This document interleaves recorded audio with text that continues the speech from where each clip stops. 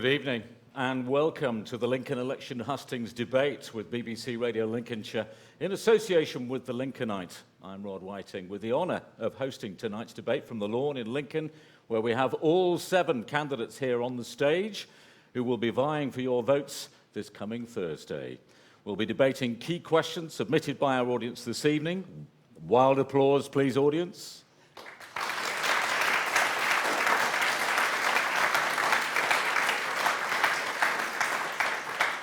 Excellent job, you're hired. If you're wondering what our candidates look like, then you can see us by logging on to thelincolnite.co.uk, the Lincolnite, all one word, .co.uk, or it's the Lincolnite Live page on Facebook, where you'll be able to watch as well as listen to the debate, which will finish at 8:30, whereupon we'll hand over to Michael Hortin in our excitingly entitled Spin Room, where you'll be able to hear the analysis of what's been said by our candidates this evening. The constituency of Lincoln is what's known in the trade as a bellwether seat, an indicator of how the national election results might go on the night. It's one that's often changed hands between the Conservatives and Labour, as it did in the 2017 election, when Labour regained the seat it lost in 2010, Karen Lee displacing Carl McCartney by just over 1,500 votes. Well, that battle resumes tonight, with both candidates back on the stump and 5 other candidates here who will be hoping to cause a major political upset. Let's meet all of our candidates then. We drew lots to see who would start and where they would be positioned on the stage. We'll now hear a 90-second introduction from each of them, starting with Karen Lee.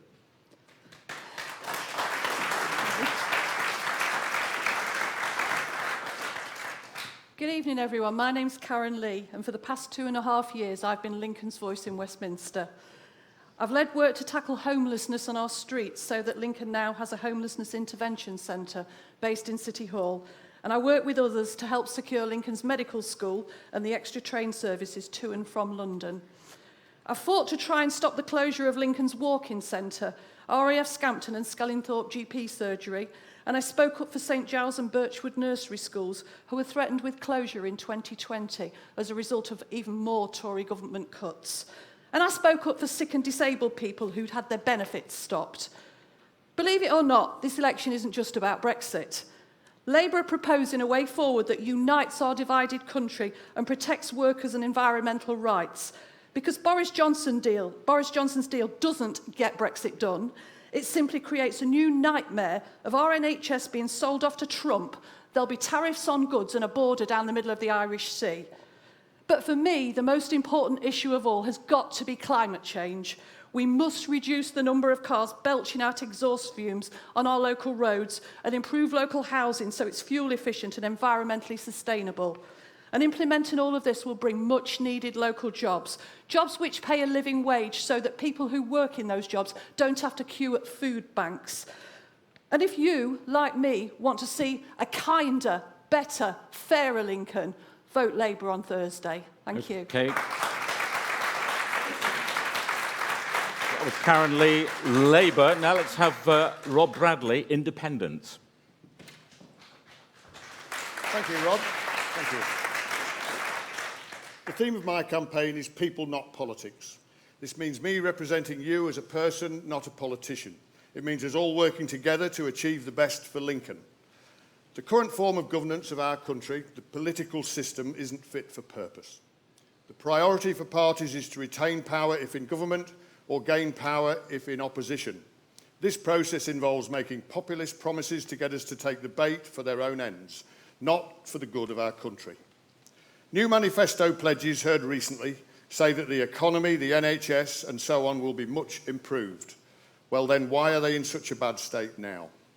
Brexit is an example of our poor governance. 3.5 years to get nowhere is shambolic.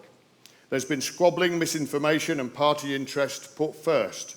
It has been led by people without the necessary skills. It has made us a laughingstock. Millions of people are disillusioned with how we're governed. They are not inspired by our leaders, but they are dismayed by them.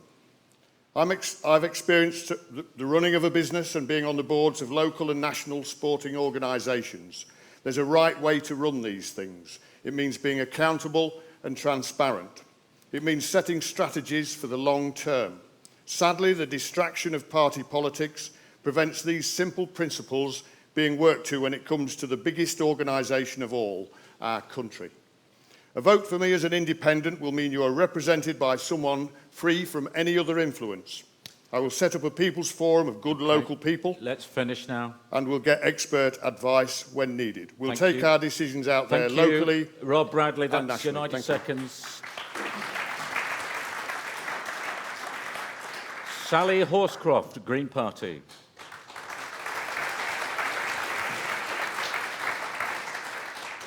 Hello, I'm Sally Horscroft and I'm your candidate for the Green Party. I've lived in this city and worked and studied here since I was 12 and I love it, it's great. And I still live here. But I care deeply about our environment and I've campaigned on environmental issues for many years. And I care about people. Politics is about people. Politics affects everything you do, your education, how you travel, the food you eat, the air you breathe, the water you drink, the society you live in. And I'm angry about the mess our society is in. At the damage done to our poorest and most vulnerable, the rise in hate speech, racism and bigotry, the increase in homelessness, the rise in levels of poverty, the rise in food bank use, the underfunding of our hospitals, schools and local councils, all as the gap between the richest and poorest has widened and widened. But most of all, I'm angry at the lack of action on the environmental catastrophe facing us.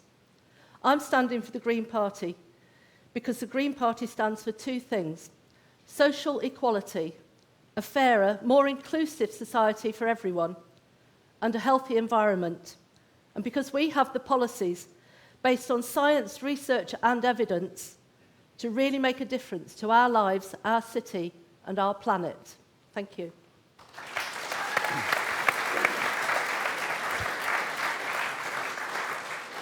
And now Charles Shaw, Liberal Party. Hi, I'm Charles Shaw. My background is youth and community work and in business. Unlike the Lib Dems who sold out to the Tory party, the continuing Liberal Party stuck to our principles. We support a dynamic economy, encourage individual enterprise, social justice and the development of individuals and communities. And we put community first. The Liberal Party manifesto is actually put trust in the people. And we believe the nation needs to come together, with everyone working towards making Brexit a success. The Liberal Party acknowledges that the people have spoken, the rules of the referendum were clear, we must put our trust in the people. But trust in people goes way beyond the EU issue. It's about trusting people to keep as much of their earned income as possible, trusting that they know what's best for themselves and their families. We're campaigning for a system of universal inheritance, where inheritance issues are levelled out and trusting people to give their children the best start in their adult life.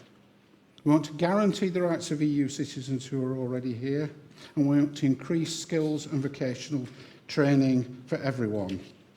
We want to restore democratic accountability to the NHS, which also means GPs being community controlled. 5 seconds.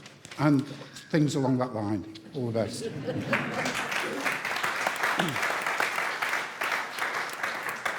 Carl McCartney, Conservative. Thank you. Thank you and good evening everybody, and well done on winning the lottery and getting a place here at this evening's hustings and debates. As you've heard, my name's Carl McCartney and I'm the Conservative candidate in this general election. The general election that we're having because Brexit hasn't been delivered as yet. But I had the honour and privilege of being the Conservative Member of Parliament from 2010 to 2017. And I actually stood in 2005 as well when I promised to always put Lincoln first. And so I delivered the things that I promised in 2010. I said I was going to improve the opportunities for all who lived, worked, studied or visited Lincoln. And I made sure that I did that through improving transport infrastructure, whether that was the East-West Link, getting central government money for that, the bus station more recently, money from the Department of Transport. Obviously, since 1916, the Eastern Bypass had been talked about, not been delivered. I spent the first 3 years of my time as the Member of Parliament ensuring that we were going to get an Eastern Bypass. Still hasn't quite been finished, but it is underway, and we will get it, not before this Christmas, but maybe before next Christmas. But those are the things that I wanted to do. I said that I wanted to improve the train service, both cross-country train services to Lincoln and the surrounding East Midlands area, but also when I was elected in 2010, Lincoln was the only city in the country that didn't have a direct, quick link to the capital city. Changed that straight away with a very quick turnaround, having one train down and up a day, and as you've recently heard, last month we've got our 6 services down and up direct to London. And that helps put Lincoln on the map, something I think that any candidate who's lucky enough to be the Member of Parliament in Lincoln would want to do. Thank you very much for being here this evening. Look forward to the rest of the night. Thank you.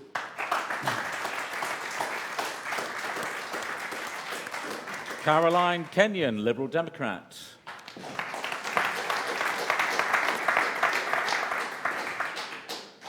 Today, the mask slipped.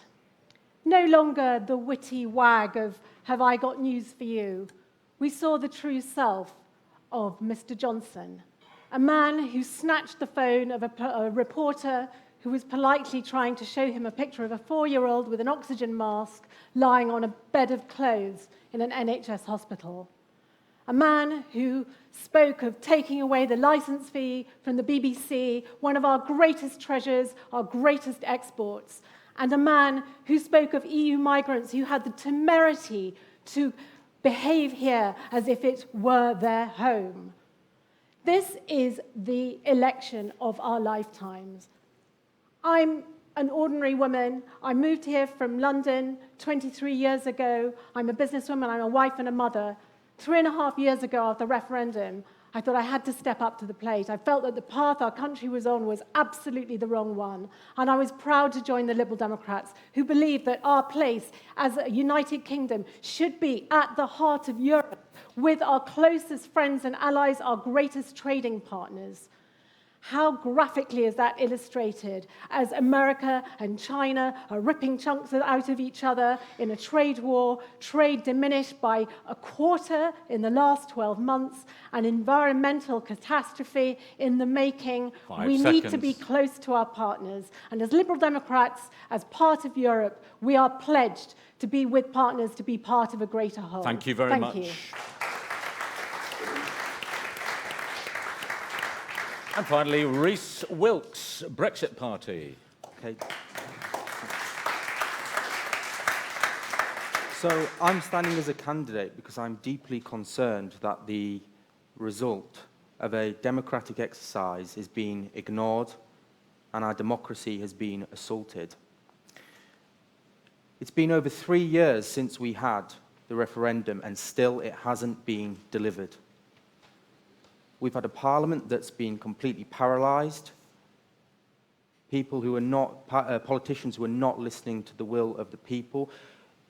Lincoln itself voted by over 57% to leave the EU, the majority of Lincoln. And the Lincoln MP has gone off on a frolic of her own, not listening to her constituents. She's completely betrayed the people of Lincoln, and it's disgusting. It is vile. And I tell you what, she ought to be ashamed of herself, actually. I have to say that.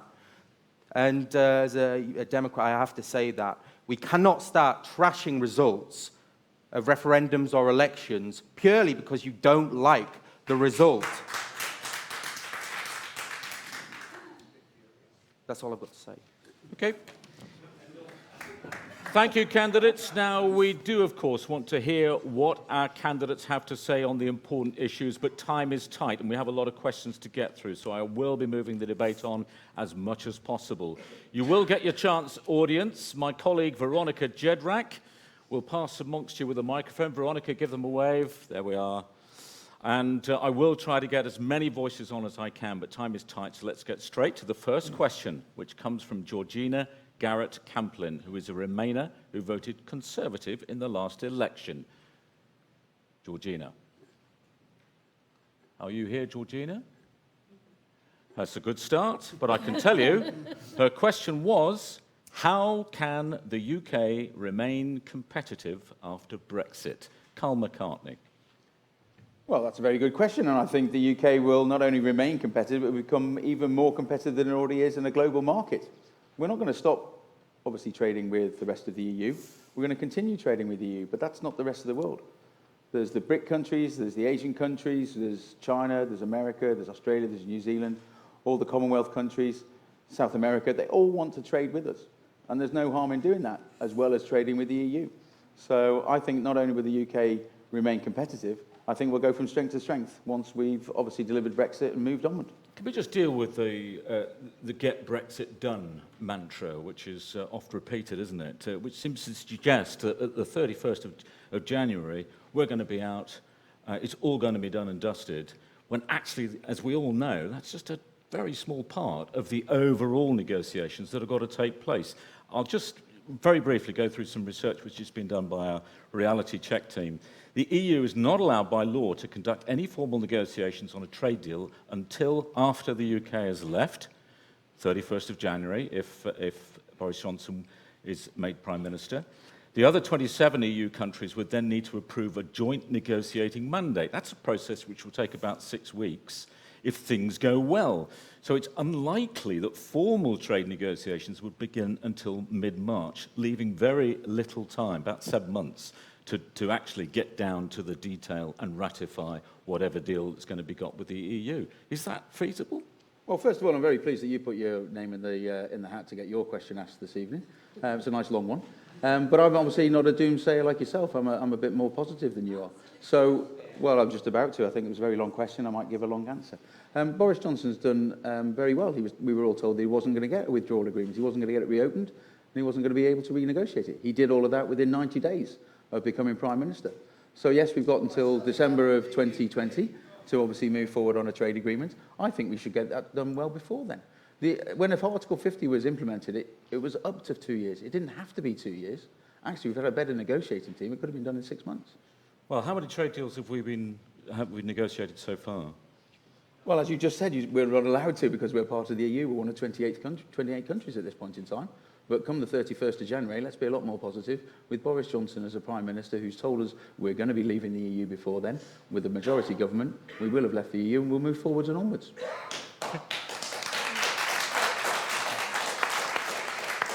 Karen Lee. Thank you. Well, I've spent the whole of the summer going around firms in Lincoln, Dynex, Dawson's, by Frangie, Siemens, Lindum, as well as a number of small firms, and they all told me that what they need to remain competitive locally, we're talking about this is a Lincoln debate, they need access to single market, customs union, and we should have no border down the Irish Sea and keeping workers and environmental protections. They agreed with all of that. So I promise you, despite the actually really blatant personal attack, I haven't done any frolicking. Don't start accusing me I didn't interrupt when.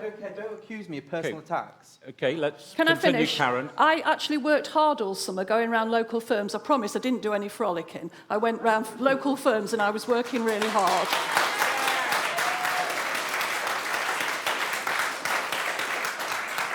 And they told me what they need, and it's exactly what Labour have said in their manifesto that they will do. They will go back to Brussels, because we actually want some sort of a deal if we're going to leave. We want a proper deal so that we don't lose jobs locally. We'll go back to Brussels and we'll get a decent deal. We will bring that back, and people will have the choice of leaving with a sensible deal or remaining. Okay. Karen, when you discussed with the businesses what it is they most needed, did they not tell you that they needed an end to uncertainty? And isn't what you're saying going to lead to another 6 months they need an end to uncertainty? uncertainty, because I think you'll know that Dawson's were on short time in the summer because there was this uncertainty. But actually, the last thing they need is tariffs on goods, because that would make everything so much more expensive, and it would actually cost jobs. Okay, let's go to Rhys Wilts, Brexit Party, please. Okay, so I'm in favour, the Brexit Party is in favour of the Canada-style deal, 97% free trade deal. When we leave the EU, we're not going to suddenly have tariffs whacked on us. They'll want to negotiate with us. But what we've had now is because we've had quite a strong force in Parliament that's wanted to remain, we've essentially been the submissive ones, and they've thought that they can get away with anything, essentially. So, yeah, that's all I've So, got to say. I'm keeping it... how long do you think we need to do the full deal with the EU? Well, this links in with what I would say Carl said. Carl's mentioned that we can't actually do any trade deals right now because we're in the EU. Well, effectively, because Boris Johnson has turned down the opportunity of an extension to 2022, we have effectively got as I've explained before, 7.5, maybe 8 months to get the deal done. Normally, to get a full trade deal done, we're talking several years. So how likely is it that we're going to get a full deal? Are we going to end up in another 7-8 months' time on another cliff edge? Well, we could have dealt with this already, but it's been dragged on for so long. So no, it's not rubbish. It's fact. Sorry, that's amazing rubbish. It's fact. Okay, Caroline Kenyon. Well, I want to pick up on a number of points with which you'll be unsurprised to hear I disagree. Firstly is that just by having Boris Johnson as our Prime Minister and being positive is some kind of panacea for incredibly complex issues. And he did not renegotiate the withdrawal agreement. It was the original agreement put to us by the EU, which Theresa May rejected, which he dusted off, represented, and then sold the DUP down the river. So that's issue number one. So, issue number two, will we be more competitive post-Brexit? Well, I export services. There is nothing holding me back as a small business within the EU. I set up a business in America last year. It's small. It sounds really swanky. It's very small. It's never going to make me rich. But I did it. Nothing held me back. Germany trades 5 times as much with China as we do. The problems lie here and not with the EU. Okay. I just want to put to you a question that was put by Paul Harrison, a Leaver who voted UKIP in the last election. Why do the Liberal Democrats think that going against a democratic vote to leave the EU is a good policy? Well, I've said this several times, so forgive me if you've heard me say it already. I have total respect for people who voted to leave. But I do not... Well, but your party has made their sole issue revoke Article 50. May I continue? Yes. Thank you. So I do not respect the process of the referendum. It was flawed with illegalities, with data theft and foreign interference. And I want to see the Russia report, and so does 66 million other people. Was it a mistake for Jo Swinson to bet the whole House on revoke? Well, it has always been our preferred choice to put the deal as agreed back to the people. We went to the House of Commons 17 times with a motion to try and get a people's vote, and sadly it failed. Now, we all recognise that this election is a proxy referendum, so it's a second choice. It's not best. But as things stand, with a pretty ramshackle political system that we've got, were we to be in the situation of having a majority in the House of Commons, and were we therefore to be in government, yes, we would therefore have a mandate to revoke. Okay, thank you. Charles Shaw, Liberal Party. Charles Shaw. Somebody talking. I will come to the audience in a moment. Thank you. I will come to the audience in a moment. Thank you. Charles Shaw, Liberal Party. Right. Well, this comes to a situation where, unfortunately, I hate to admit it, but age sort of half works for you.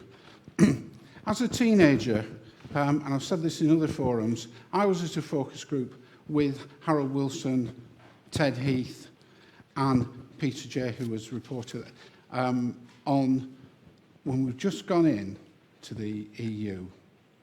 And the documentation and stuff there was the reports from the Lord Chancellor, who said this is going to be a problem for Britain.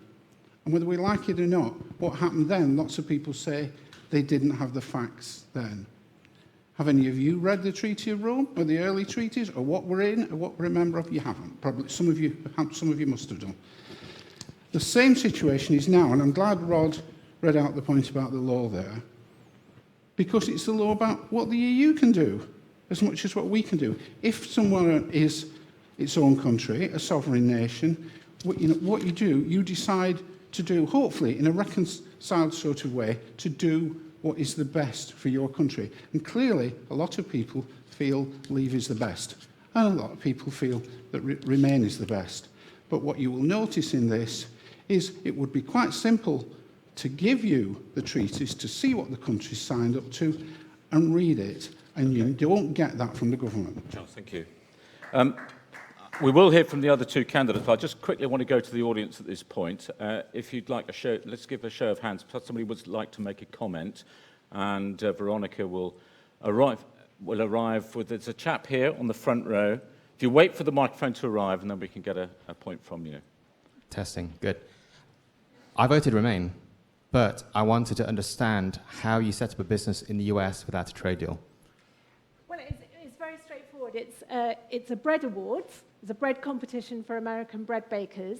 The website where they enter is every entry that they pay for is a sale, but it's a service sale, so the income comes here, and we went to America and delivered a bread awards. So I would be accurate in saying that you can do business without needing a trade deal with other countries? Well, we have a relationship with America. So, I should qualify that I voted Remain. And I would vote Remain again tomorrow, but I respect the will of the referendum, and I also have a US business. And you can find ways when you need to do business. And the biggest threat to small business is Labour's taxes. All right. Any other comments? Any other comments from the audience?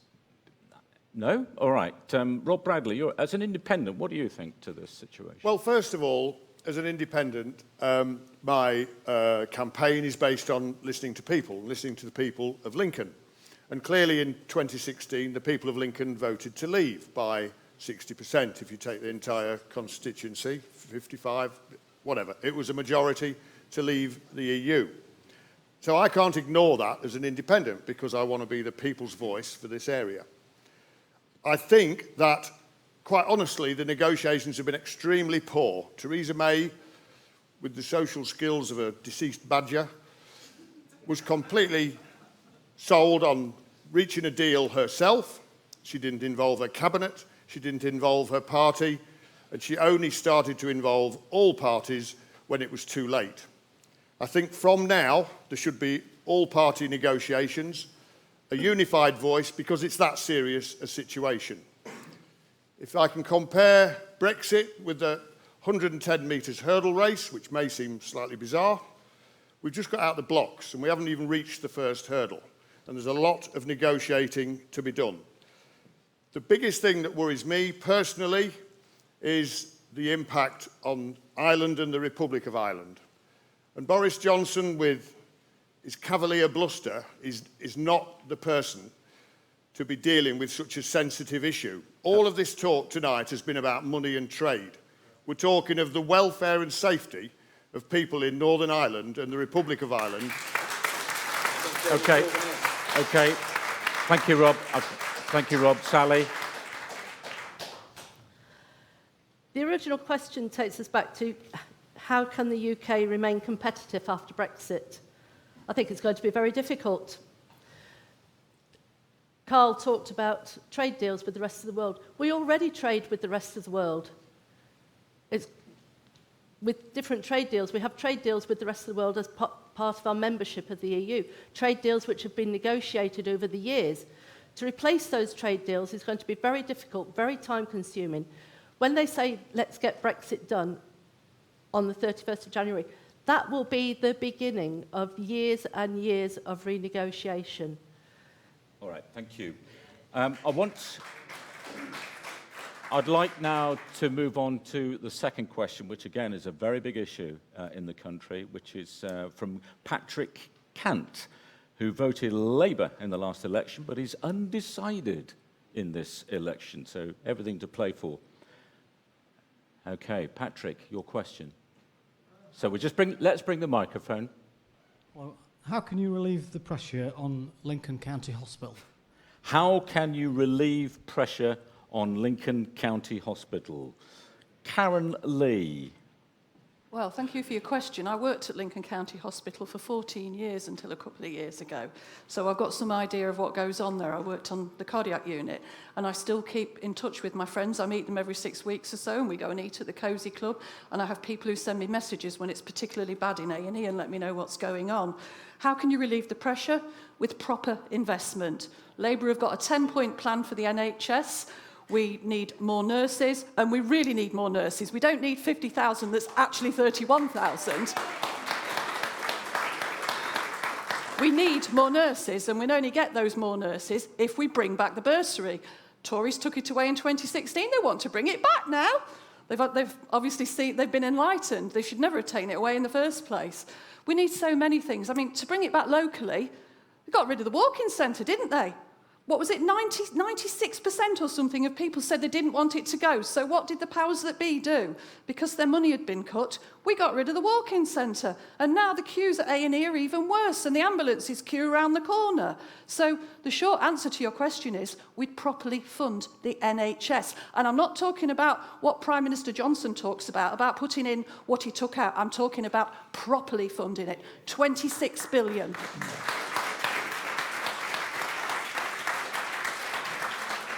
Carl McCartney.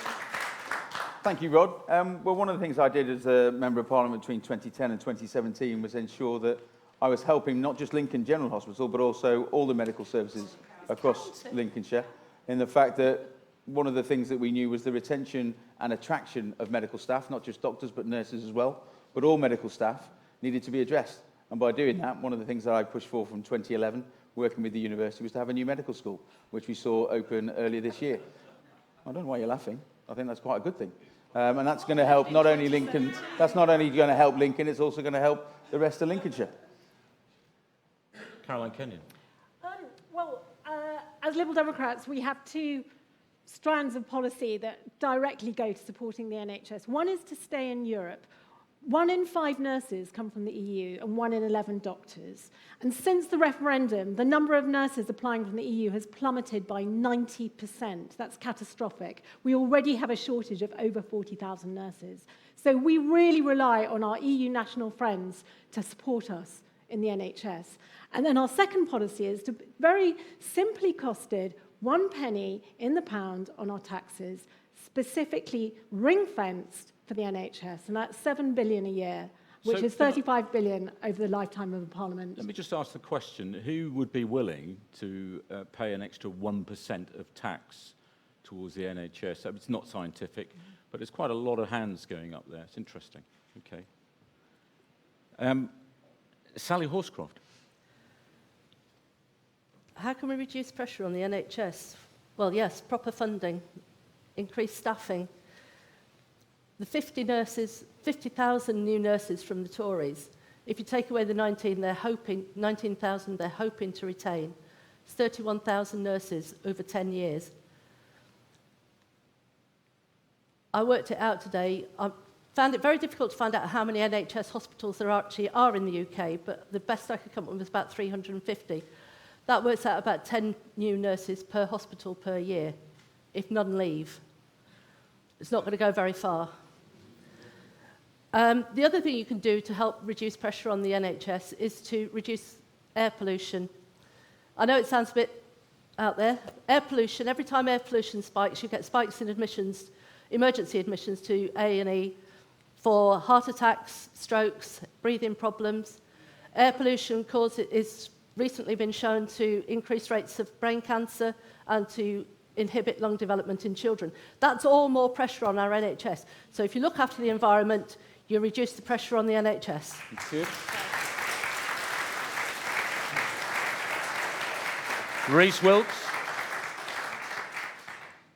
The best way of reducing the pressure, especially on A&E, is by having 24-hour GP surgeries. Because if you are ill during the, let's say, the night, where do you go? You go to A&E, because everything else is closed. And that's putting pressure. You're waiting around there 4, maybe 6 hours at A&E to be seen. And so, yeah, I would say 24-hour GP surgeries are the best way forward with this. To relieve, you specifically mentioned Lincoln, didn't you? So that was, yeah. Because Given the shortage of GPs we have at the moment, how well, are you where am I going to gonna- practically do sorry, that? where are we going to get the doctors? Okay, well, what's happening now is we essentially steal doctors from poorer countries in the EU, so let's say Romania, and we're not investing in our own, so we're taking away doctors from poorer countries, and they're coming here. I think that we shouldn't be essentially stealing them. I think we should be investing in our own people.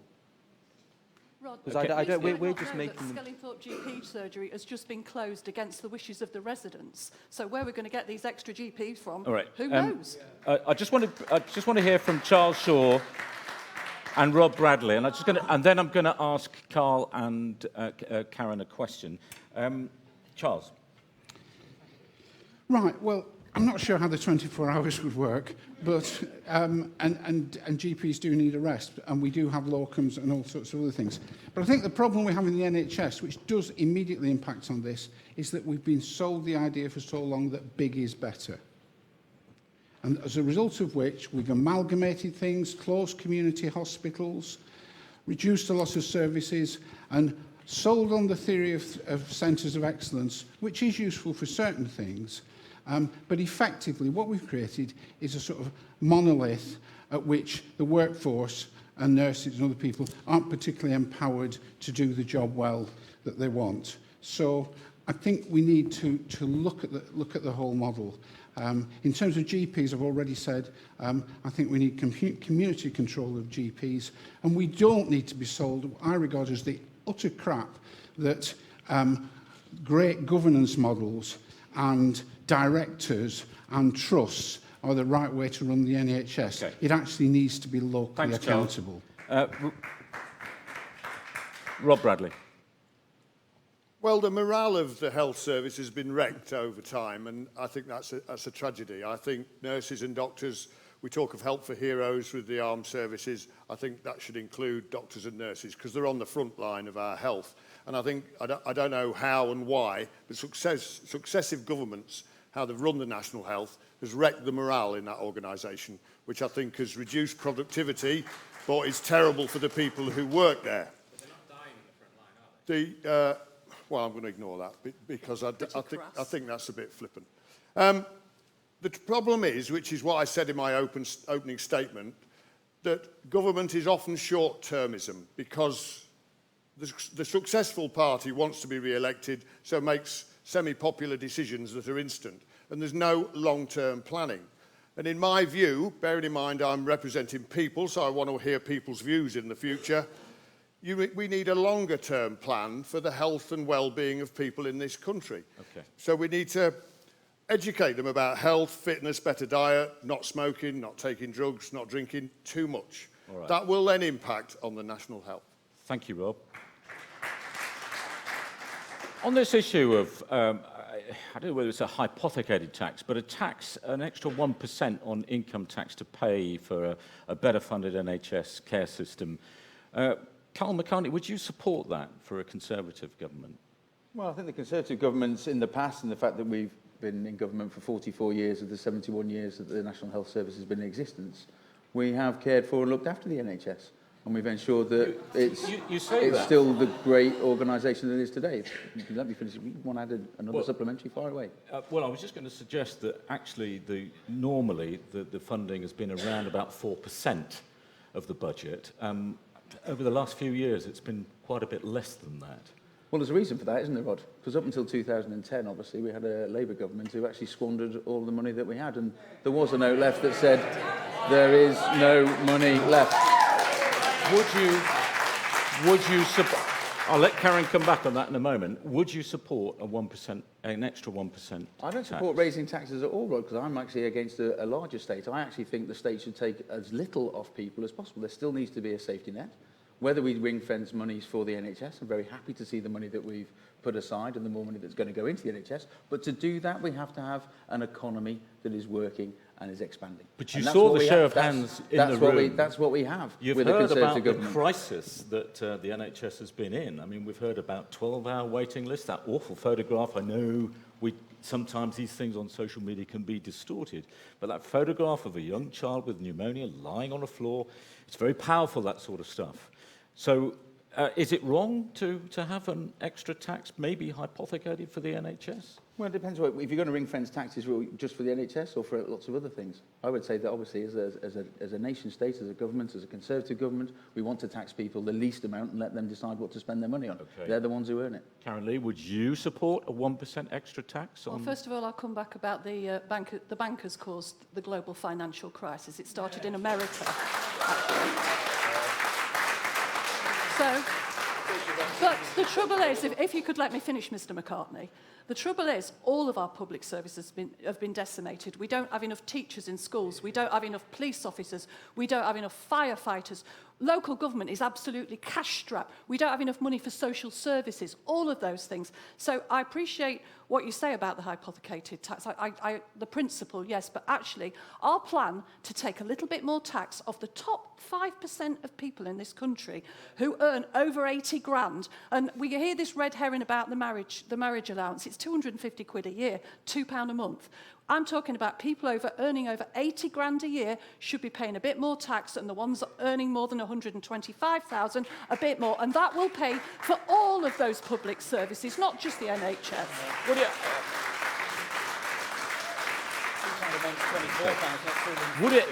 it pay? Just a second. Would it pay though for the extra £50 billion that Jeremy Corbyn announced for the WASPy women pensions, That will be which hasn't been costed? No. Well, I'll tell you something, the Tory manifesto hasn't been costed at all. That will be paid for in the way that you would pay off as a one-off if you'd lost a court judgment. It will be paid for in that way. And if those women are on universal credit or some other benefit, because it's a one-off payment, it won't affect them. And we will put right the wrong that the WASPy women have suffered. Just to finish off, you saw the show of hands for the 1%. They are happy to pay that, and I don't know how many of our audience are in the top 5% Can I just ask, who earns more than 80 grand a year? Well, there you go. So they are prepared to pay. I don't, actually. They are prepared to pay an extra 1%. You're excluding them from that opportunity. They're welcome to chip in if they want, but I would happily pay more tax. And actually, Rob just said I earn more than £80,000 a year. I don't, actually. I earn less. Just under. All right, OK. Let me go to the audience on this, and then I will bring in other panel members. So the lady here, are we going to go on to WASPy? So am I. Here's the microphone. Here's the microphone. None of us have had our letters yet. A lot of us don't even know that when we're going to be told when we're going to get a pension. How many parties have offered to compensate you and put the wrong right? Yeah, but you started it. But how many have offered to put it right? Answer the question. How many have put it right? Okay, but where are you going to get the money from? I've just told you. No, I don't. I don't see where the money's coming from. Other hands, please. Chris Burke, Councillor Chris Burke, Labour councillor. Well, Labour councillor Tom Dyer. There's a few councillors in here. Thank you, Rogers. I'm just making sure the audience know, that's all. What I would like to ask is not only the fear that the Tories will continue to underfund the NHS, but what about this trade deal they're doing with America? Yes. What about these leaked documents? Yep. And why don't they release all the documents then to reassure us that Boris Johnson unusually is telling the truth? Carl, do you want to come back on that? Because that's, I think, aimed squarely at the Conservative. Well, is it? Because where did the document originate from? Reddit. Well, yeah. And who put it there? Which companies were involved in spreading the information? And what's Jeremy Corbyn trying to defend? It's the content of the documents that matter, not how they got into the public domain. And the content of the documents was how old? They show the ongoing discussions between the British government and the American trade mission. Which ministers were there in those meetings? Which ministers? I can't answer you specifically. Well, Corbyn was asked that question. What was his answer? None. Boris Well, Johnson, I'm not Corbyn's spokesman, but I'm just very interested in the content of the documents. OK, any more questions? Gentleman right at the back, just about seeing through the spotlights.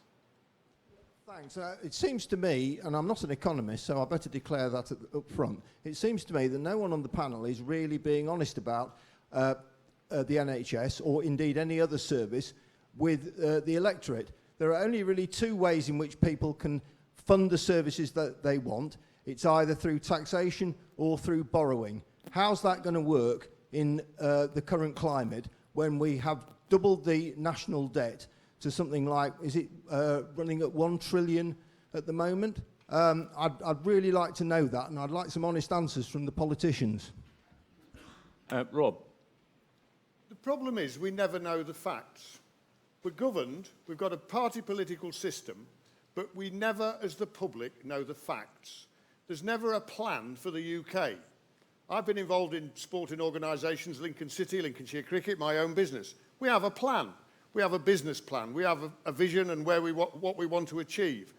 Why can't we, as the public, log on to the UK plan and get to know where the money comes from to fund that, where the money is taken out, what the plan is for this country? Well, that might answer your question, but no, we're kept in the dark by the party political system. There is something called an internet where you can look for the information. There's not a comprehensive plan. There's not a... Our manifesto is fully costed. Manifestos are fairy tales. All right. Let's go back to our original question and the person who asked it, Patrick, and let's just see what he makes of what he's heard. Patrick? Thank you. Well, it's pretty obvious that it's going to need increased funding and increased recruitment. But I think it also needs political will, and I don't believe for a second that the Conservatives have got a political will to support the National Health Service. Absolutely. I think they probably see it as a business opportunity for some of them. So I'm... Carl is saying investment is coming in. We hear they're investing in new hospitals. I think it's 6, and 4 of those are refurbishments. Well, he said 40, didn't he? But they are promising more hospitals. They've just put a medical school in Lincolnshire. There was a very good... Parliament down, but they did. Yeah, there was a very good fact check on his 40 hospital claim the other day, which he was shown to be completely untrue. So anything Boris Johnson says, I think you can forget about. You're not a believer? Certainly not in this current government, no. Carl, do you feel comfortable with Boris Johnson as Prime Minister, as the leader of your party? Certainly, because he said what he's going to do. He's going to get Brexit done and we're going to leave the EU, which is what the result of the referendum was in 2016. And ever since then, we've had procrastination from various members of Parliament, including the one we had from the Labour Party here in Lincoln, who promised that she would deliver the results of the referendum that the majority of people voted for in Lincoln, and has spent the last 2.5 years doing everything she can to thwart it. Can people trust him? Yeah. And they can trust me. You've seen the things that I've said I was going to deliver. I've always told people I was going to put Lincoln first. I said we get an eastern bypass. I said we get direct trains to London. I said we get an east-west link. I said we get different infrastructure projects underway. They've all been delivered. Hang on a second. Boris Johnson said to the DUP he would never put a border down the Irish Sea, and that's what we now have. Do we? He threw them under a bus, didn't he? No. He didn't. No. So why do the DEXU documents now say there are going to be tariffs in between Northern Ireland and Great Britain? Is that a fairy tale? No, I wouldn't say it's a fairy tale. No, it's all... No, but I'm sorry, you seem to be rather like in Alice in Wonderland, able to believe 2 different opposing positions at the same time. No, I believe that there's no barrier, no border down the Irish Sea, and yet there are no tariffs. Seem contradictory to me. All right. I think we need to move on to our next question now, which is from Vanessa Thorne, a Conservative voter in the last election. Vanessa, your question, please. How do you plan to tackle the problem of rough sleepers in the city, especially in relation to drug abuse? Carl McCartney. Thank you very much for coming to me first again, and thank you very much for your question. It's an issue that's been around for a long time, unfortunately. And obviously, I've been speaking with the Police and Crime Commissioner, who has put some funding into ensuring there were some outreach workers, which the City Council and County Council had not decided to fund, because we need to have those agencies and organisations in place who are perhaps better than central government diktats, shall we say, to ensure that those people who need help and support are offered and given that. And we have some wonderful organisations in Lincoln, whether that's Nomad YMCA or even the Street Pastors, who both before my time as the Member of Parliament and when I was the Member of Parliament, I spent some time with, who know where some homeless people will go to keep out the way, if you like. They know where their hiding places are. and they check up on them and make sure that they're safe. Obviously, we'd all like there not to be homeless people on the streets, and that's something that, Joe, you want to come back? Sorry, I just want to add a little bit to it. I work up in the Bailgate area, and I've noticed over the last year, 18 months, an increase in homeless. Drug addicts, clearly drug addicts, they're certainly on something. The Bailgate is a beautiful area, and it is being spoilt by just a few individuals, but they are there, and they either need help, they need something. Indeed, there's organisations like Bailgate Guild as well as Lincoln Big who obviously are working with the various different agencies, and it's obviously something that we'd all like to tackle. I think every one of us as a candidate here, and whoever's lucky enough to be the Member of Parliament after Thursday, would want to ensure that obviously various steps are taken to minimise the homeless people. What steps? Well, working with the various agencies, as I've just said. If you want to repeat it all, I'm very happy to take up the time, Rob. But,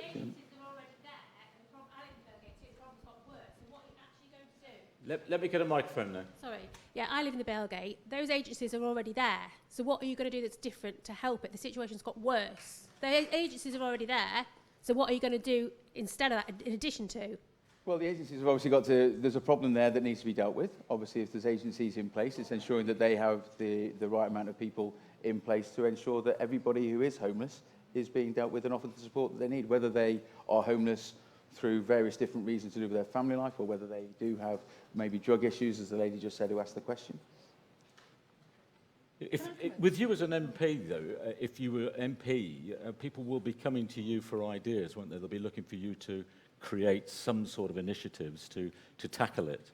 Yeah. I think we're just trying to get a sense for what you would do. As I said, I've worked in the past with both Nomad and the YMCA. I've also already in the past few months been speaking with Mark Jones, the Police and Crime Commissioner, because obviously, and you know, yes, he's a Conservative, but he knows that he has to deal with the issue as well, not just in Lincoln, but across the whole of Lincolnshire.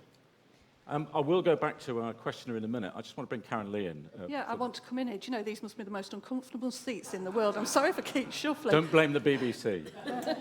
One of the first things I did when I took office in 2017, you'll remember that long, hot summer, there were people on the streets, and it was just so clear to see homelessness had exploded. I mean, it's gone up by 169% over the last decade of Tory government. So one of the first things I wanted to do, I went out on the streets at 5 a.m. in the morning with my office manager and P3, who are the local organisation that support homeless people. And that morning we found 40 people on the streets. And it's still cold in August at that time in the morning. So just imagine what it must be like now, being one of those people. You know, when they're littering your shop doorway. I'm sure they don't want to. But the point is, we went out and I wanted to see what the problem was. That's the sort of MP that I was. I don't want just a briefing. But what specifically will you do? I'm coming to that if I can. Okay. Everybody else has had time to answer. So what I did, I put together a task force group. I put together a group that included the police, the city and county councils, because actually the budgets for the support agencies for homeless people go to the county council, which is Conservative control. And healthcare providers, all those kind of people, we came together, over a series of meetings, we looked at what the problem was, where it was, how we could make a difference, who we could work with. And the result of that was the intervention team in City Hall, which now goes out. Do you know there wasn't even an outreach worker going out? You talk about people with drug problems. There was no outreach worker from Ad Action going out to those people because it had been cut by the Tory-controlled county council. And now there's an outreach worker, there's a number of workers. So we are, if I can finish, because this is one of the biggest pieces of work that I did, and I did it immediately. It's a huge problem. So we have actually done something, but we haven't cured the problem, not by any means. And Labour will put money in that will increase support for people. We're going to build homes, and some of those homes will be saved specifically for people who are homeless. We'll train them so that they can work. It's no good just giving someone a home. You've got to give them a way of life that's different, a way of changing their life. But as a local MP, I did an awful lot about homelessness, but believe me, there's an awful lot more to do. Let's go back to Vanessa. You've listened to both Karen and Carl. Are you assured at all, reassured that there is action going to be taken, is being taken? I'd like to think there is. I've lived in the city for 24 years now. I've seen a difference, a lot of change in Lincoln in the time I've been here. I think it's gone downhill from when I moved here from Scotland 24 years ago. I don't know. I hope I hate to walk down the street and just see these poor souls. Yeah. You know, I'm a lot of sure- it, they obviously maybe self-inflicted. You know, they choose to take drugs, possibly, I don't know. But it's just not nice. You know, like I say, I work in the Bailgate, beautiful place, great for tourism. And what do visitors to our city see? They see people lying in the doorways. I don't know whether I want to say this out, but just covered in their own vomit. You know, I walk down to work in the morning and I just see, I actually just a few weeks ago saw a young man lying in the car park entrance to the White Hart, just covered in his own vomit, clearly in a bad way. It's just awful to see, and obviously it's awful for the people who are living like that as well. It's our society. Okay, Caroline, Well, do you want to just come in on Yes, this? I mean, I think what you've described is so moving, and it's a symptom of something that's so wrong in our society. And I agree with Karen, we need to build more social housing. Liberal Democrats want to build 100,000 more social houses every year. But also, and I mentioned about putting a penny on the pound in taxes for the health service, we do want absolute parity of mental health with physical health, because these people are suffering from mental health issues. You know, there's an explosion of mental health problems, and alcohol addiction and drug addiction is just the way that they are expressing this wound, this invisible wound that's inside them. So you want to set up more teams? We absolutely need to invest in treating people before they, I mean, that's the very last point at which people can be rescued. We need to be catching them far further back in the process. They now say that you can... Reece? Well, I've got first-hand experience of this, because when I was 17, I used to be homeless. And I can tell you now that homeless people get fobbed off, not just by Lincoln Council. It's not just Lincoln, by the way, this is across the country. Homeless people, if you go to the council and you ask, this, I know this happens across the country because I spoke to Shelter about this, and you say you're homeless, they'll use something called a close connection test. And what that is they want you to prove that you have a connection, either a family member there or you've got even a friend there. So you say, yes, I've got someone I know. They'll say, oh, well, you should stay with them then. You need to stay with them. Whoever they are, you should stay with them. And they may not even be in a situation they may be in a one-bedroom flat. They're very, very small. They may not...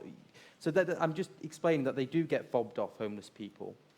And they get treated like trash, really. How would you solve it, Reece? We've heard what the other candidates have been saying. How would you solve this issue? Well, the problem, I believe, is I'm saying the obvious. There's not enough accommodation. And it's about supply and demand. We need more housing. And the problem is, when you go home tonight and you go into your house, you're not, just going to sound corny, but I don't care. You're not just going into a physical building, you're going to a place of refuge. It's not just a physical building.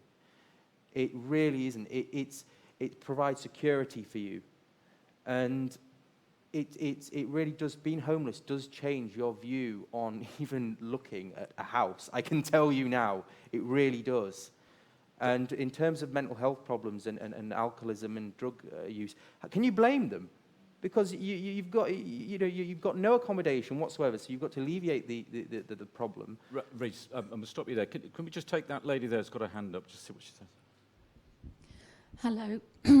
I work for the local mental health trust, and mental health problems are absolutely, it's an epidemic. And these people that find themselves in these situations, in actual fact, many of us in this room are 1 or 2 paychecks away from living in that same life. You need to start role modelling. You need to start looking after people. You need to start treating people as human beings, give them respect, give them hope, listen. One of the first things about looking after other people is listening to their story and treating them as a person, as a whole.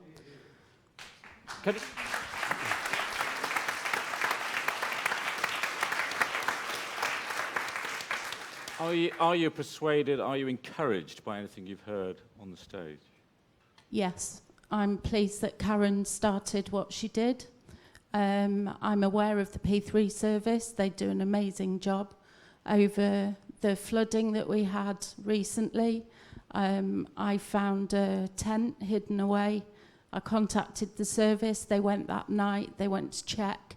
This tent and whoever was in it was at risk of being flooded and possibly drowning if they find themselves to be on anything. But yeah, but it's the tip of the iceberg, and we need more. And yeah, we need more, please. Right. Thank you. Time's pressing on, so we're coming now to what we call our quickfire round, which is it's very exciting. So the way this works is I'm going to ask a question. Well, it's not me, it's somebody else's question. There's only 2 rounds of this. But we want quick-fire answers from our candidates, 30 seconds, okay? Are you ready? Luke Gibbons, a Remainer who voted Labour in the last election. If you are successfully elected, what will be your top priority as our MP? Karen Lee. Climate change. Okay, thank you. Carl McCartney. Support Boris Johnson and get Brexit done.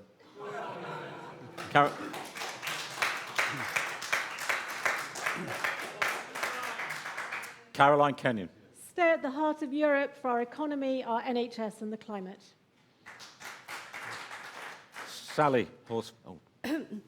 Tackling climate change and a second referendum on the deal or remain. Reece Wilkes. To deliver Brexit. Rob Bradley. I'd get people together, form a people's forum and set up the Lincoln strategy to address a lot of these problems that we've just been discussing. Charles Shaw.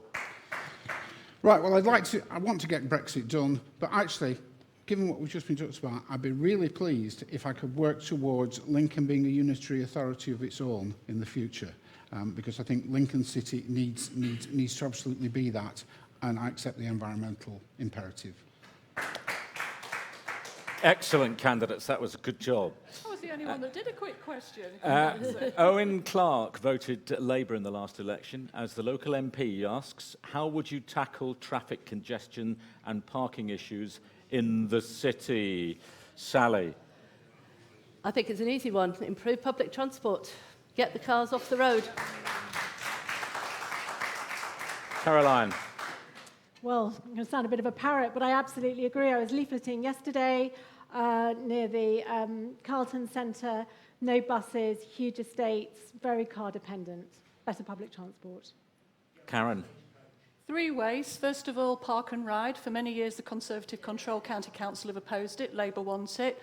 Second way, better cycle lane access. And third way, affordable, reliable public transport that's going to be free to under 25s and change the mindset of the next generation. Carl McCartney.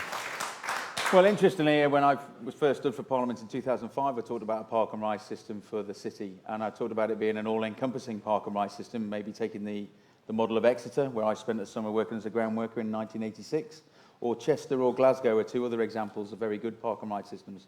And funnily enough, during my 7 years as a Member of Parliament for Lincoln, the Labour-controlled City Council did not want to know about a park and ride system because most of their money is raised from car parking in the city centre. Thank you. Charles Shaw. Well, I absolutely support... Well, thanks, Karen. I absolutely support... All right, OK. No, I absolutely support the public transport argument. It's just 100% our line as the Liberal Party. But I must say, and not everybody will like this, but if you go to work for if you work for the county council, if you work for the city council, set an example. If you drive into the city and you don't need to, and we do have the public transport, get on it. And I'd be glad if the management would tell them to do so. Rob Bradley. Well, as I said before, we need a Lincoln strategy, and that can cover the economy and housing and everything else. And we need a fitness and health strategy for the people of Lincoln, so that there's more emphasis put on walking, cycling, not taking the kids to school 200 yards in the 4x4, and let's relieve the traffic that way. Reece.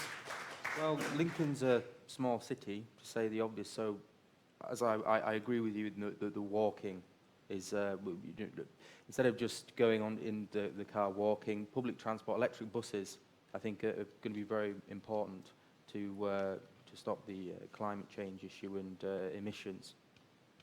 Okay, thank you. We're doing very well with this, so I'll give you another one. Question inspired by William Norton, who didn't vote in the last election. Given the deadlock in Parliament over the past 2 years over such an important national issue, do you believe the current electoral system should be changed? Carl McCartney. No, because I think first past the post works. When people who were told in 2016 it was a once-in-a-lifetime opportunity to vote whether we should leave or stay, the ballot paper didn't say, well, it'll be a little bit of Remain or it'll be a little bit of Leave. It was basically clear. It was either vote to Remain or vote to leave. And the vast majority of people in this country and in this city voted to leave. Okay. It's the MPs who decided not to implement the will of the people. Karen Lee.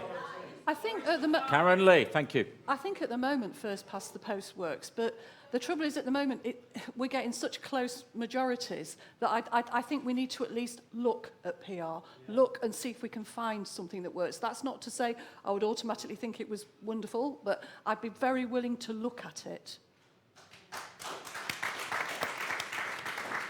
Caroline. Well, no surprise, Liberal Democrat, I'm absolutely committed to proportional representation. It's really striking. I stood in the EU elections in May and talking to people, everybody was engaged with it in a completely different way from how they are today because they felt every single vote counted.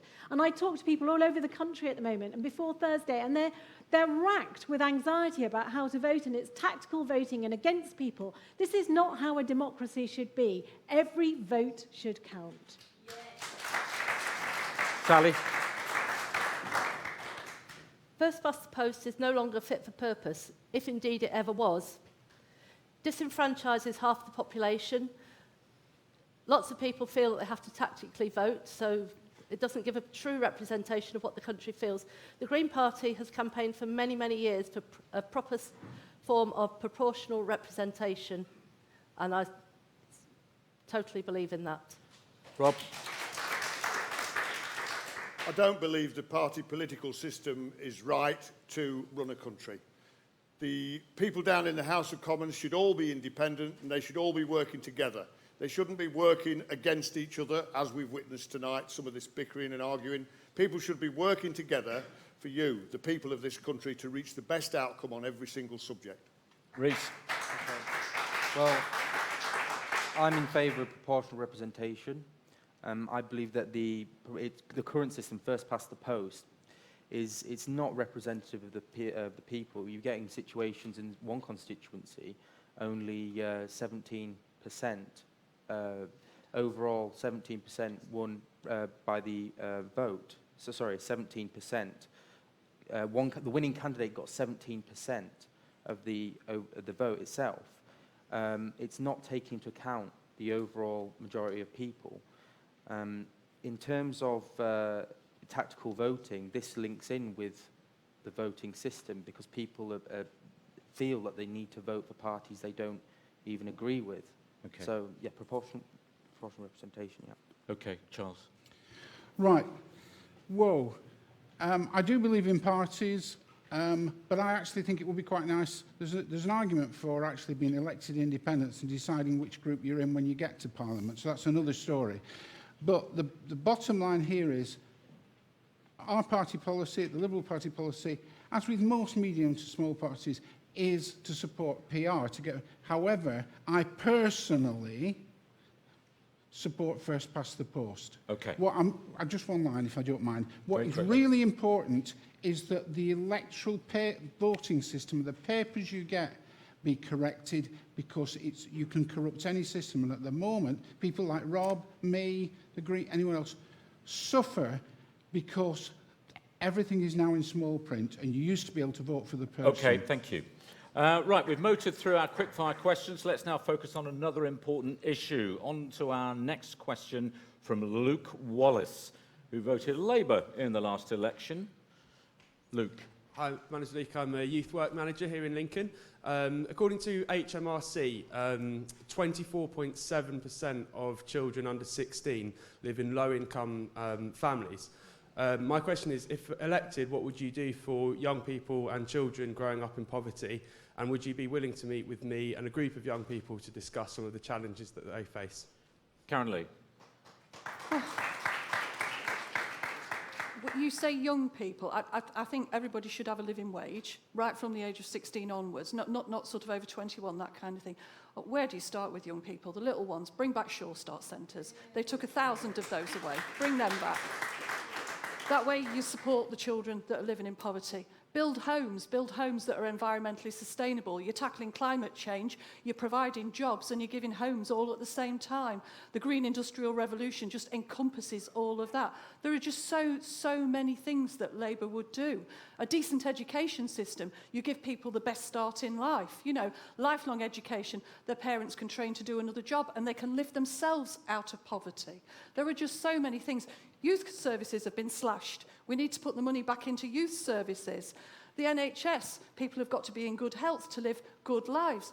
This is why I say it's not just about one bit of public services, it's about all of the public services. And actually as well, local government's their funding has been slashed. Put that funding back in so that social services have got the money to do what they should be doing and supporting those families that need support. At the minute, it's just not happening. Would you meet with Luke and the young people? Okay. Monday. Carl McCartney. Certainly, and we look forward to meeting with you because I think that we're very lucky in this country that we do have a very good education system, and I think that leads to people being able to go wherever they want to do. There should never be any limit on aspiration. So in my time, both as a candidate, more recently, but certainly before 2010, and obviously also as the Member of Parliament for 7 years, I ensured that I did visit as many schools as I could within the constituency or invited them to come down to Westminster just to try and inspire young people. And I think it's great that obviously you're funded to do the work that you do and lots of other people do the same as you across the city. But I'd meet with you or any other people in the same line of work as yourself.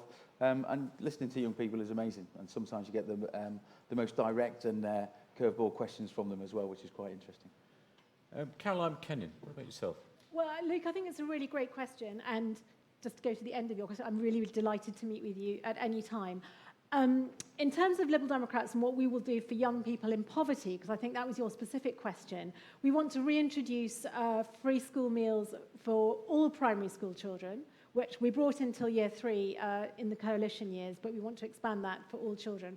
More social housing. Children need to live in decent homes. There are so many hundreds of thousands of children. I think it's something like 400,000 children are going to be in temporary, really unsuitable housing over Christmas this year. And, you know, with threatening adults in the area, you know, it's just not appropriate. We've got to look after our children. They are vulnerable and they deserve and demand our care and protection. And social housing where they can live decently, but then also talking about the lady over here who was mentioning that people being 1 or 2 paychecks away from meltdown, you know, the mental health pressures of poverty. So supporting their parents who've got mental health issues, all of this feeds into why children end up living in poverty. Everything is so interwoven. You can't isolate one aspect. You've got to treat the whole. And I tell you something that really disturbed me, what my honourable neighbour said earlier, which didn't get picked up on. He said, I believe in the small state. That makes my blood run cold, because the small state ends up with Grenfell Tower. Yep, hear, hear. Luke, how do you feel about what you've heard?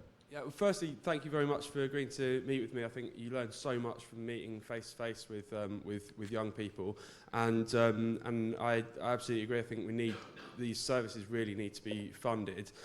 Whether you're looking at high-level statistics about poverty in Lincoln, which is higher than the national average, or if you're meeting face to face with a 12-year-old who's growing up in a really desperate situation and understanding what their circumstances are. All I can say is I really hope that whoever out of you is successful will really prioritise the interests of young people, because they're not just part of our future, they're part of our society today, and I really hope you commit to that. Thank you. take a couple of questions from the audience. Sorry to bring you the other side, Veronica, but there's a lady there with her hand up.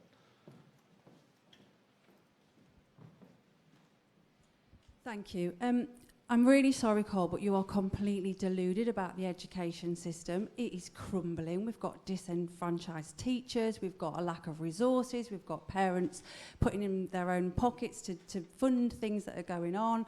The cuts into education are disgusting, and we are failing our young children. We are actually growing problems for the future. And your comment just shows how disconnected you are with the local people and the local services. Are you a teacher? Yes, I am.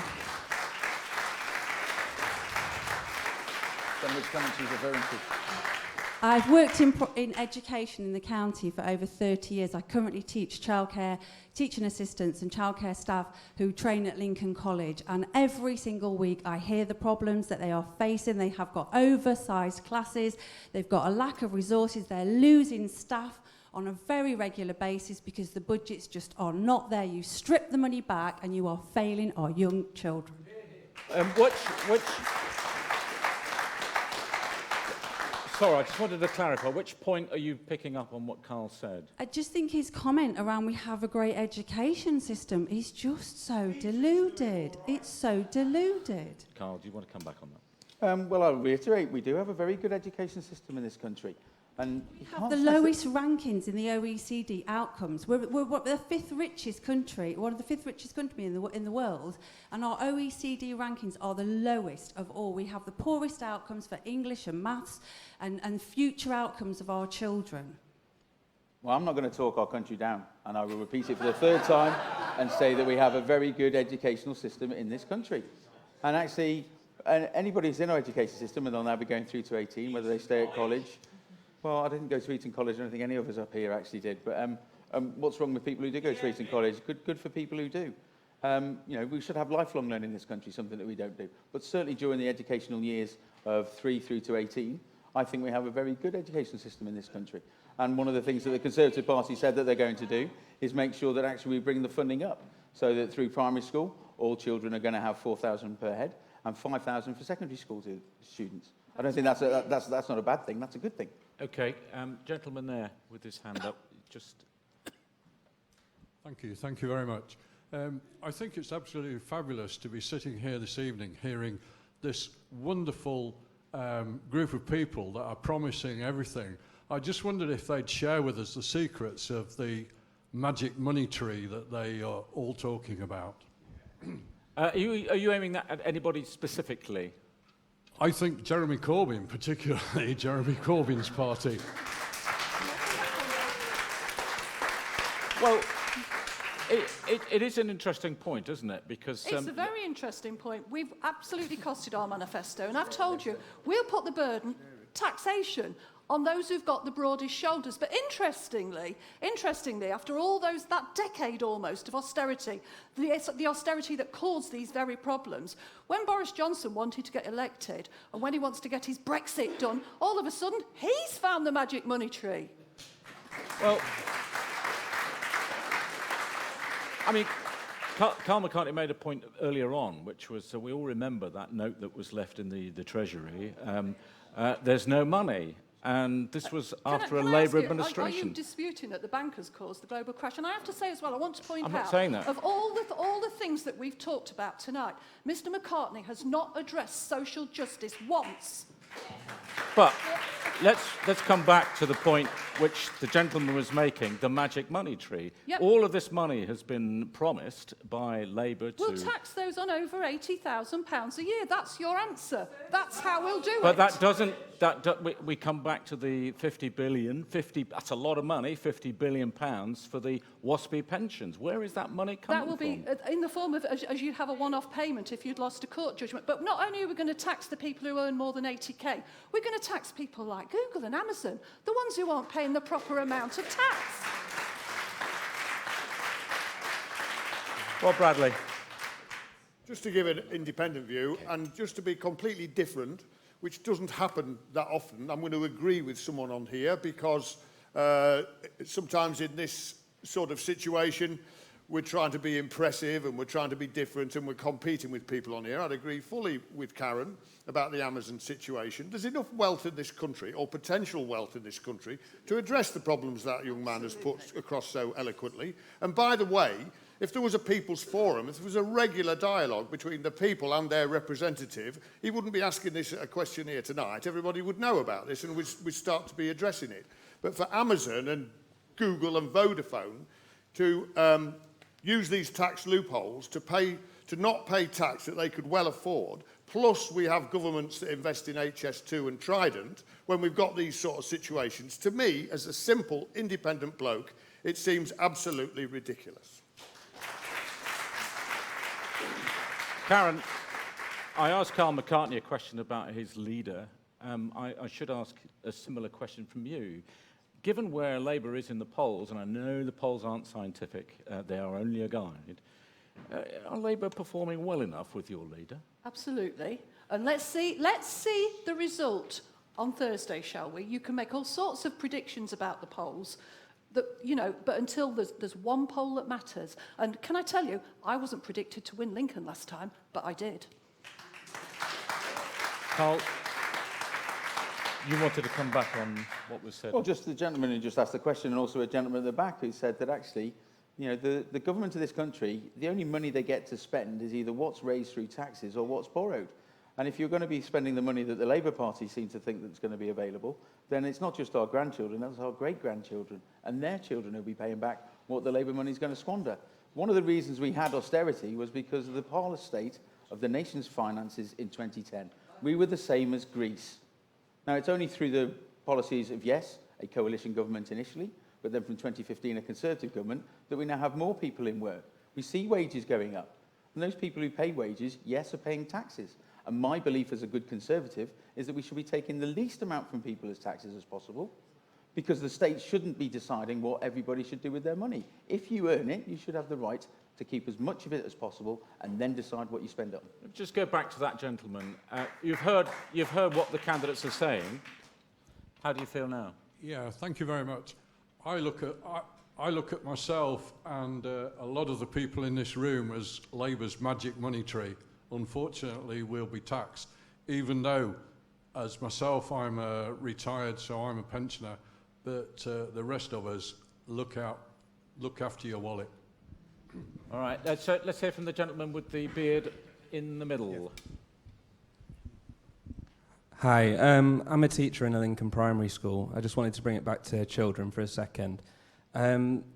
Teachers across Lincoln are raising serious safeguarding issues regarding the home lives of children. And too often we're told that it doesn't meet threshold. Under this government, cuts have been absolutely massive to funding for children at risk of abuse and neglect. As a teacher, I've had so many sleepless nights worrying about children going home to certain situations. Just a question for Carl, as a member of the Conservative Party, do you have those sleepless nights about that issue?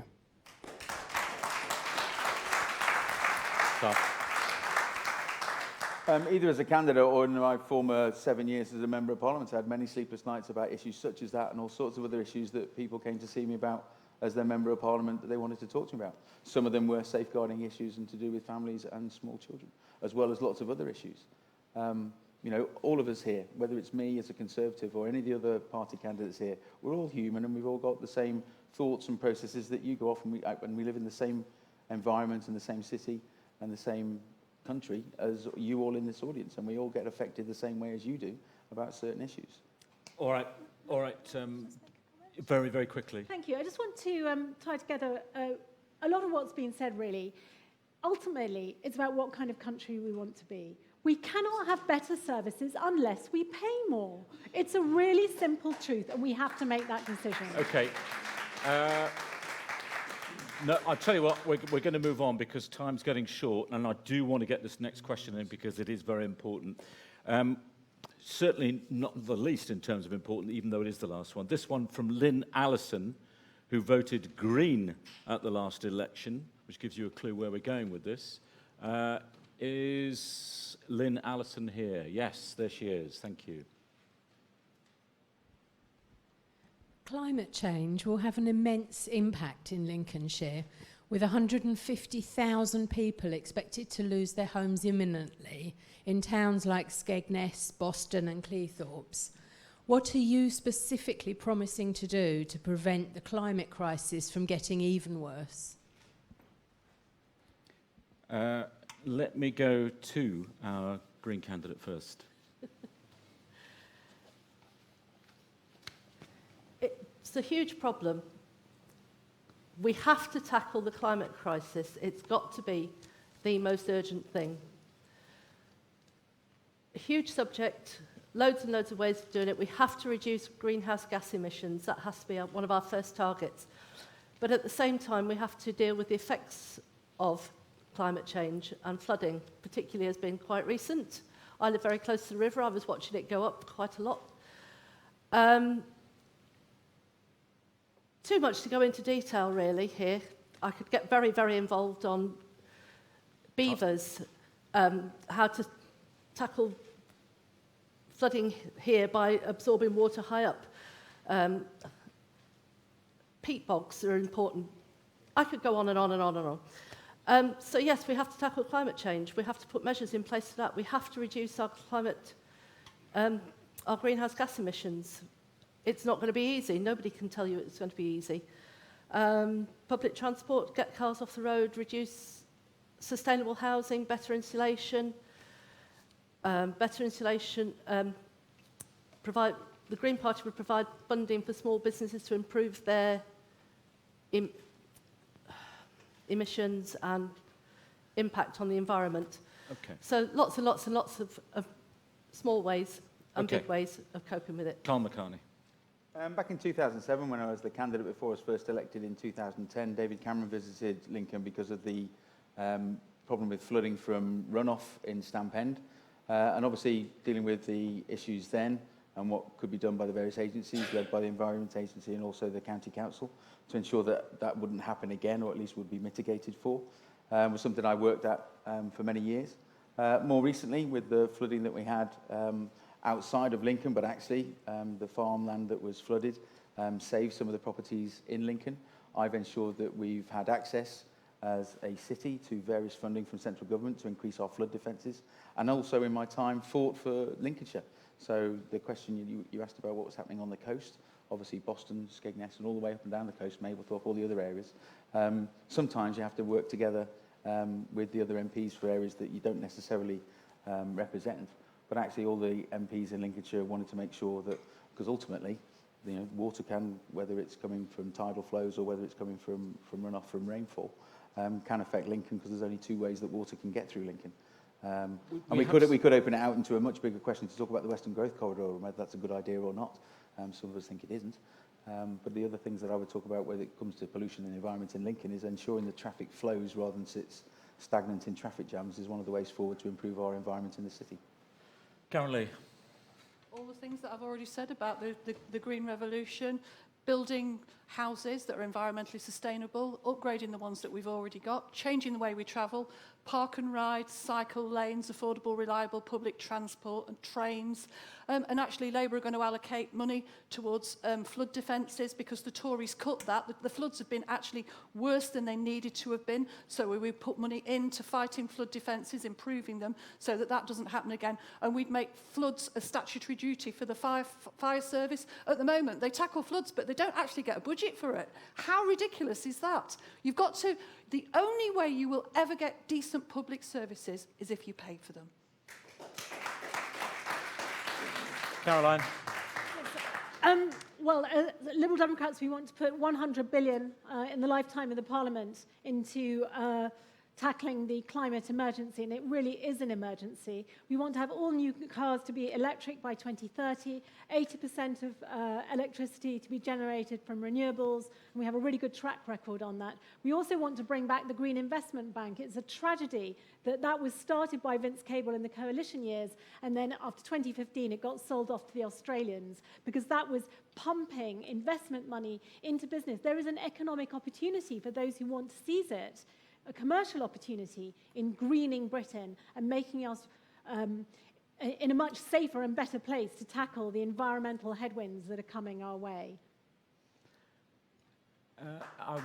Thank you.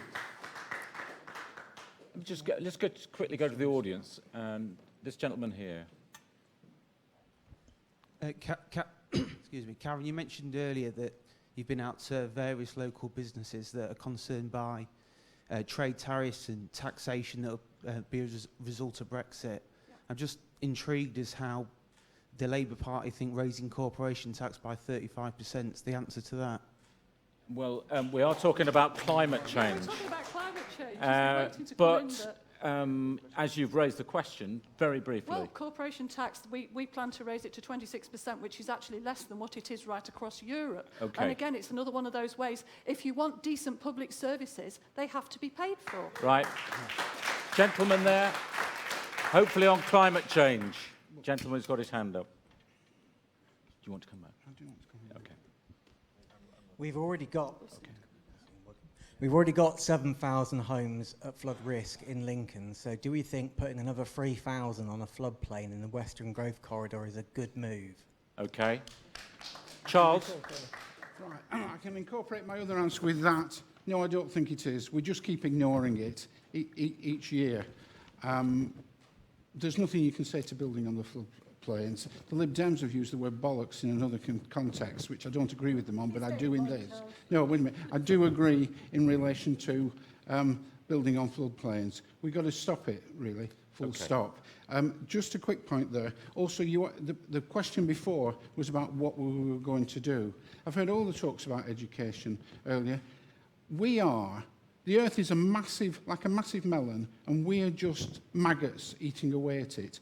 And unless we control how we behave, all these other things you're asking us about won't count for much. Okay. If you throw water bottles away, if you do other things, you've got a problem. Thank you. Rob? I'm not going to repeat what everybody else has said about the measures that need to be taken. I think those that governors need to completely and fully admit that it is a crisis. I'm not sure everyone down in the House of Commons thinks so.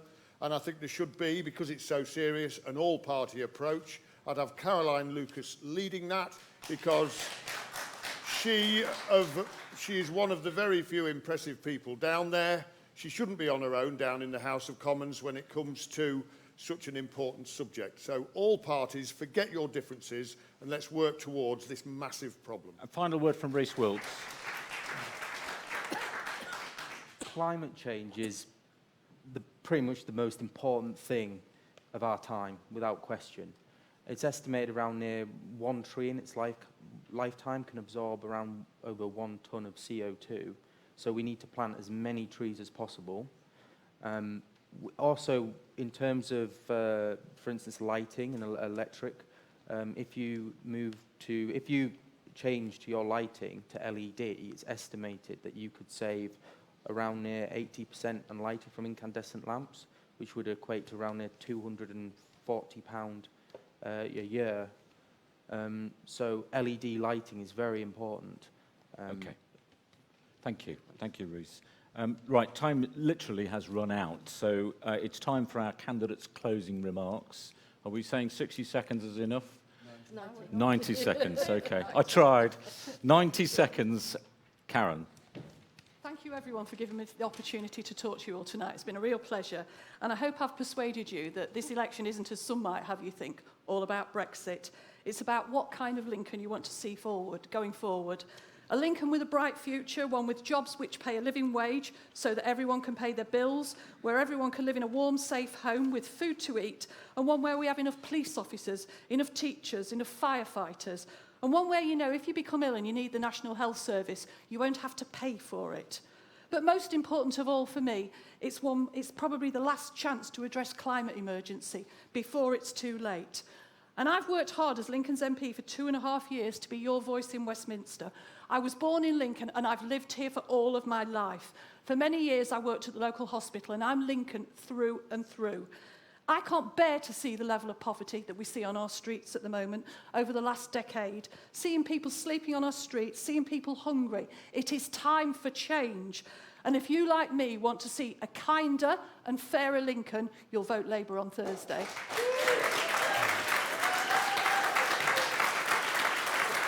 Rob Bradley. A vote for people, not politics is, yes, a protest vote, but it's not a wasted one. An independent representative working hard with the people of this city will, I believe, achieve far more than a politician who has to toe the party line. I won't be told how to think or how to vote. Instead, I'll do the best thing possible. I'll listen. Together, we can compile a plan for Lincoln. We'll set out what the current situation is in all areas: health, employment, business, housing, traffic and transport, and much more. We'll agree what needs attention and work out our strategies together to improve them. People have lost trust in those who rule the roost. They don't feel they can trust them anymore. We never get to know the real facts. Sound bites and squabbling takes precedent over sustainability and success. The saddest thing, though, is that millions of people will go to the polls on Thursday trying to work out who is the least worst to vote for. Are the current leaders of the main parties, and in fact those who are connected to them, really the best thing we can do? I think a vote for me is the best option.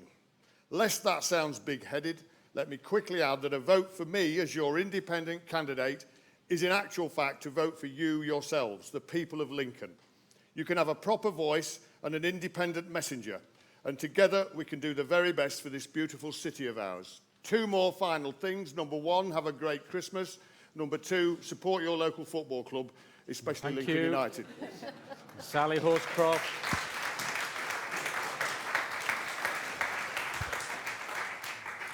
Thank you for all your questions. You've heard from us all on many issues, but quite honestly, and politicians must be honest with you, vital as all these issues are for people's well-being and for our society, none of it matters if we don't also tackle climate change. We are living through a climate emergency. The planet is at breaking point and urgent action is needed now, not in 2050, not in 2045 or even 2030, but now. The science tells us we have less than 10 years in which to take action, and the public understand this need for urgent action, but our governments have failed to take the essential action needed and have failed us. We need to invest in creativity and innovation, in nature, and in new solutions to combat climate change. The Green Party will invest in clean energy sources, in reducing energy requirements, in sustainable housing, in improving our public transport and other measures urgently needed to reduce greenhouse gas emissions. Business as usual is no longer an option. It's time for fresh thinking, and there are solutions out there. And the Green Party is the party with the environment at the heart of its policies, the policies needed for the change needed. And it is time for that change. If not now, then when? Thank you. Charles Shaw.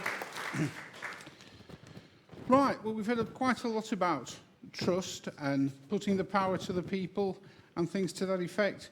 I'd like actually to ask you something quite different. Is when you go home, read all the election material, look it up again on the internet, even listen to this discussion we've had today, and decide how much of things actually ring fair and true to what you know. And if you've been involved in asking a question and you didn't actually know the facts before you asked the question, go and look up, like the things about the Treasury, go and look up what each government spends. Don't just say Labour did this, Tories did that, or something else. Actually have a good look. The Liberal Democrats, that's because I was one once, you see. The Liberal society is one in which every citizen shall possess liberty, property and security, and none shall be enslaved by poverty, ignorance or conformity. But its chief care is for the rights and opportunities of the individual, and in all spheres it sets freedom first. Because you can have all this security and no freedom, and we've got to balance these two things out in the type of democracy we have. So on that one, I think I'm running out of my time. On the environment one, I'd just like to make it clear that our party totally and utterly opposes fracking and opposes built-in obsolescence on products. Thank you. Very good. Carl McCartney. Thank you very much, Rob. I had a positive vision for Lincoln in the time I was the candidate before I was elected in 2010, and I delivered on the mantra of putting Lincoln first. It was such a good mantra that it's been plagiarised by other candidates. And that's because every single one of us who stands up here, if we're lucky enough to be elected, should put the city first and the people of the city, to ensure it's an even better place than it already is, whether that is transport infrastructure, whether that is in education, whether that's in the services that we might have. Those are the things that I fought for, that I ensured that we received here in Lincoln, and if I'm lucky enough to be elected on Thursday, I will make sure that we'll have again. Those are the things I wanted. You've heard that it isn't about Brexit. It is about Brexit. It's one of the only reasons we're having this general election, because some of the people up here lied to you back in 2017. The Labour Party said that they would deliver Brexit, and they've done everything they can for 2.5 years to ensure that it hasn't happened. Boris Johnson has said that we're going to deliver Brexit, we're going to move the country forward, and we're going to move on to a great domestic agenda. Thank you very much indeed for your time tonight. Cheers. Caroline Kenyon. Well, first of all, I want to say thank you to you, because you have actually been a really fantastic audience. You have been so thoughtful, you've shared your experience, and in all honesty, you have made me think. This isn't just a process where I sit up here with my colleagues and we talk at you. You have made me think and you made me reflect. And as I drive home tonight, I will think about the things that you've made me really sort of question in my own mind. We all care about our city and our country, but we differ in the ways that we see the solutions. For me, being a Liberal Democrat is about being outward-looking, inclusive, internationalist, because I believe that is absolutely the best way to solve all of our problems, whether they are rare illnesses for children. We have 36 pan-European committees looking at rare diseases for children, 6 of which were chaired by British doctors. They've all had to step down. What a tragedy for this country. 2 orchestras have left London because we are not going to be part of the EU. We need to be part of the greater whole, and that is where I see our destiny, and I'm really proud as a Liberal Democrat to say that that is where we should be. The referendum result immediately flashed these warning bells in my mind that it would affect those who got least worst. And so, as decent, good human beings, I say to you, vote Liberal Democrat, vote for everyone, not for the few, not for the many, for everyone. Thank you. And Rhys Wilkes. So Brexit now is, what value do we place on democracy? What value are we placing on referendums and elections? I've heard many different arguments about remaining in the EU. I've heard people say people didn't know what they were voting for, which is really patronising. I've heard other arguments, which is it's been 3 years and therefore we should rerun the game, essentially. But it's only been 3 years because it's been frustrated by Remainers to begin with. So it's a very disingenuous argument. Well, I mean, Labour really haven't helped this. They've well, that's... Can we let him finish? Thank you. Labour's gonna renegotiate a deal and then campaign against it. So they're gonna get the worst deal possible. Can we just if they're let him against finish? it? Thank you. So, yeah. Do you want to just finish, Rhys? You want to get through your address? Yeah. So, I've been interrupted. So, yeah, we need to get Brexit delivered. We need to honour the result of the referendum, and we can move on. Thank you. Okay. Ladies and gentlemen, that concludes our election debate. A little bit later than advertised, so I'm in for a telling off. But I think it's been worth it because we've had a really, really good, interesting and incisive debate. And thank you to the audience. Thank you to our candidates. All that remains now is that you exercise your democratic right to vote on Thursday. BBC Radio Lincolnshire will have reporters at all of the counts, bringing you the results as soon as they become known. We'll have a live election programme on the night, and Scott Dalton will be getting up an hour earlier on Friday morning with an extended breakfast show to bring you the whole story of the general election 2019. And also stay tuned for the results on the Lincolnite on the night itself. This has been brought to you by the BBC Radio Lincolnshire and the Lincolnite. Audience and candidates, give yourselves a round of applause.